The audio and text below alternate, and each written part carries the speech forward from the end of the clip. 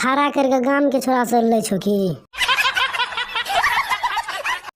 प्रणाम नमस्कार, हम बिल्लू मैथिली कॉमेडी अहाँ के बीच फिर से एक धमाकेदार कॉमेडी ला के चल लिए। तो हमारा चैनल में नया छी तो ललका गलतिया नहीं जाए और घंटा के डोले नहीं जाए तब तक हम वीडियो के स्टार्ट करे छी। और कान में हेडफोन लगा लियो और हमारा वीडियो को पूरा देखो, पूरा देखला के बाद मजा आछे। चलो हम वीडियो के स्टार्ट करे छी बिना बकचोदी करने।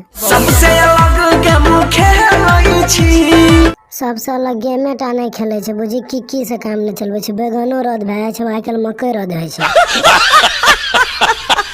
और छोरी की करे छे जल्दी पूछी ने, के मजा दे छे के नहीं दे छे। कैसे कैसे करई छी जेस्ट गे, दोनों में से कौन मजा दई छो सबसे बेस्ट गे।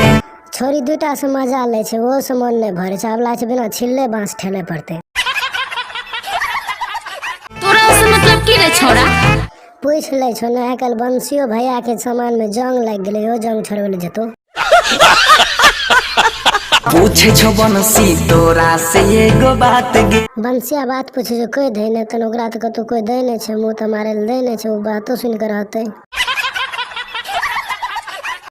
ए छोरी लग अखन के ड्यूटी करे छे वो पूछी ना।